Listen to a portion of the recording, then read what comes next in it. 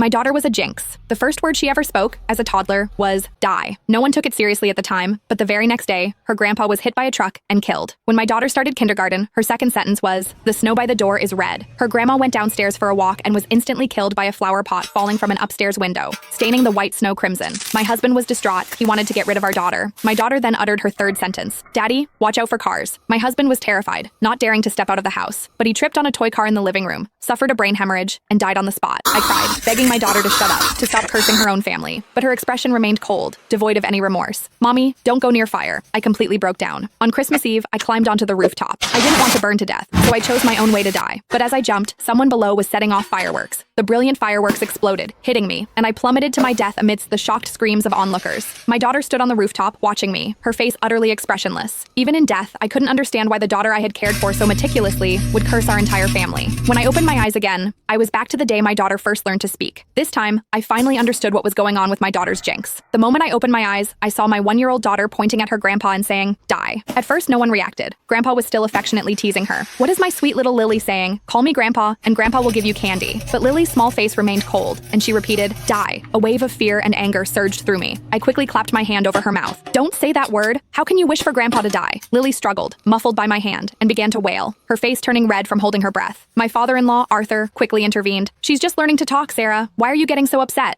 I pressed my lips together, my body trembling uncontrollably. "She's cursing you." Arthur paused, then laughed. "What are you talking about? She's so young. How could she possibly know what die means?" I didn't know how to explain, so I could only tell Arthur to be careful when he went out these days, especially to watch out for cars on the road. Arthur said he understood, but he didn't take it seriously at all. I repeated the warning to my husband, David, who also laughed at me, saying I was overreacting. He looked at Lily tenderly, saying our daughter was anything but a jinx. He even tried to comfort me. "Sarah, are you having postpartum anxiety? Maybe you should take a break and let my parents take care of Lily for a while." A sudden chill ran through me. I immediately shook my head. No, absolutely not. What if Lily cursed someone else when I wasn't around? But a sliver of hope remained in my mind. What if the previous incidents were just accidents? I hadn't let Arthur leave the house for days, and I'd even put away all the toy cars. I was terrified of a repeat of what happened to David in my previous memory. After a few days at home, Arthur got bored. "I'm just going for a walk in the garden downstairs. Don't you worry about it." I warned him repeatedly not to go anywhere near cars. But Arthur still had an accident. He missed a step while going down the stairs, tumbling all the way down. His head landed precisely on a protruding nail. Arthur died on the spot. When the ambulance arrived, they immediately called the funeral home. My mother-in-law, Martha, knelt beside Arthur, sobbing uncontrollably. How could this happen?